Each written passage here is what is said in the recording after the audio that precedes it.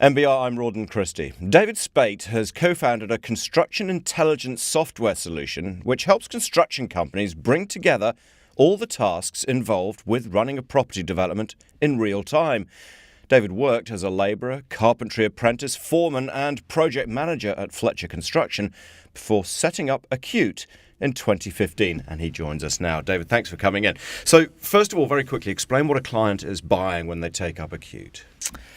Thanks, Rawdon. So essentially a client is taking on Acute to get better transparency across their projects. So large commercial contractors will take on Acute so that they can see their risk in real time and get that risk straight from the data source, not from people's mouths, which often contain a fair bit of bias and optimism, in forecasting and that type of thing. So we tap directly into the different data sources and best-of-breed construction systems, and then elevate that through to basically, we like the glue that brings it together to create project health checks and then portfolio health checks and insights and analytics into the data. And it basically presents itself as a sort of, as you say, real-time dashboard. Correct. Yeah.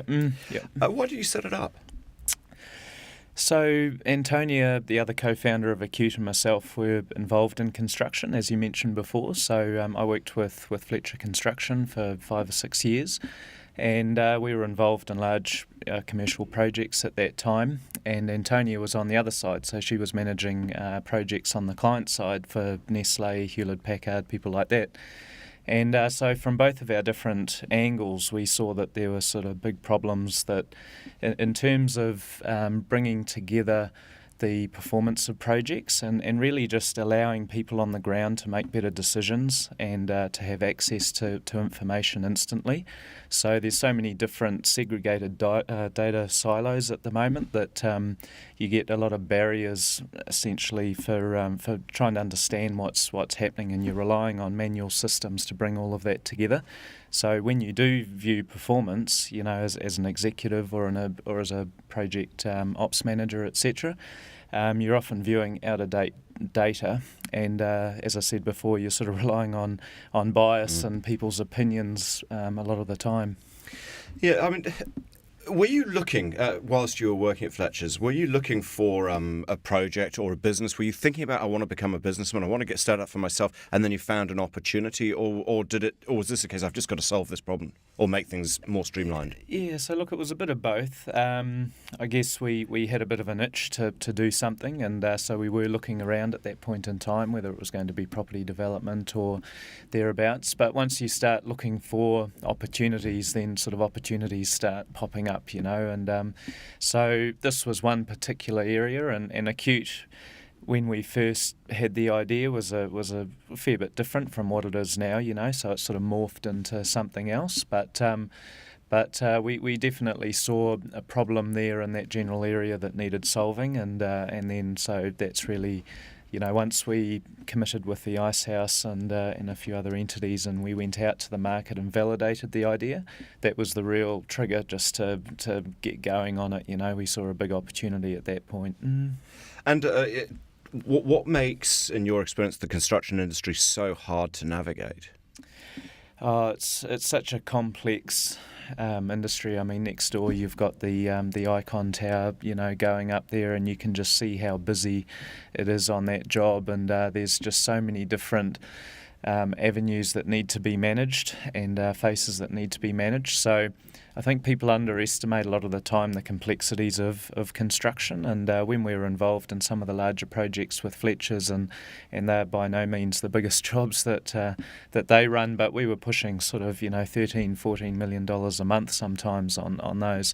So they're quite a large entity in themselves, and construction has unfortunately sort of lagged behind tech adoption over the last sort of 20 or 30 years as other industries have picked it up, and again that's just the complex nature of it, and technology hasn't really been great to constructors in terms of its usability, etc. That's changed now, and we've seen a huge leap over the last sort of 6 to 7 years, I guess, of cloud-based apps, etc. So that was the real sort of trigger at that point. Yeah. It's interesting because you obviously worked your way up through Fletcher's and learned on the job all the way. Had you always seen these difficulties which needed solving from the very bottom, when you're not from the bottom, but when you were out there, on the tools, or is this something which became more apparent as you were project managing? Definitely as you get more into the management side of things. So you see the complexities of what's involved in managing when you're actually partaking in the build, but when you really get an appreciation, if that's the right word for it, when you're trying to run the job yourself. What do your clients think about the fact that you know the industry so well, that you've been in every facet of it, or so many facets of it? Yeah, I think that's a key part of our proposition, because we understand and we resonate with the problems of constructors, and so we can talk the war stories and all that sort of thing, and as I said, I think they build up a fair bit of trust with us as a result of that.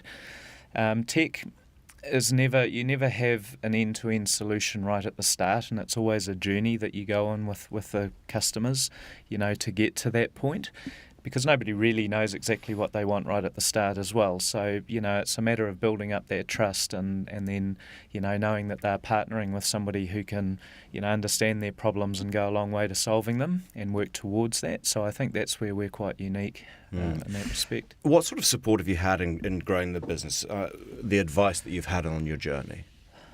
Yeah, that's a critical element to the whole process, and so we joined up with the Ice House at the inception, at the ideas stage, and that's the critical part, is transitioning the idea into action. So they were a key facilitator, I think, in that. And as I said before, we went out, we validated the idea. I mean, they were very strong on the philosophy that nobody thinks they've got an ugly baby, So you might think this idea is fantastic, it's going to solve the world, but you need to validate it before you start tipping money into it. So we actually remortgaged the house to the extent of a couple of $100,000 to get it all off the ground. And so I think they were a key partner in that. Moving on from there, as we've raised capital, we've had some great investors on board as well, who, people in really time-poor positions who do give up their time to help us out, and, very philanthropist type, focus, I think, which is great. And the other night I went to a function put on by NZTE and Morgo, and saw Guy Haddleton speak there about his journeys with Anaplan. And when you start to listen to other people who have come out the other side of all of this and who have been hugely successful, you start to see that the struggle is common. Like it's not unique to you. And sometimes you can get a bit sort of pigeonholed on a day-to-day basis, and when things are a little bit tough. But yeah, I think surrounding yourself with those people. I mean, NZTE have been great with us as well. Again, just investing a lot of time and whatnot into us. Chris Burgess and Nick Sabello there, and there's people like Jenny Morrell out there as well, who have formed these groups that can really be great support networks. So. Yeah, so there's a lot of support out there. It's interesting, isn't it? Have you identified what will tell you when you've come out the other side? No, I haven't. I mean, originally that was a dollar value would be placed on that, but as you get deeper and deeper into this hole, it's there's a lot more to it than just that.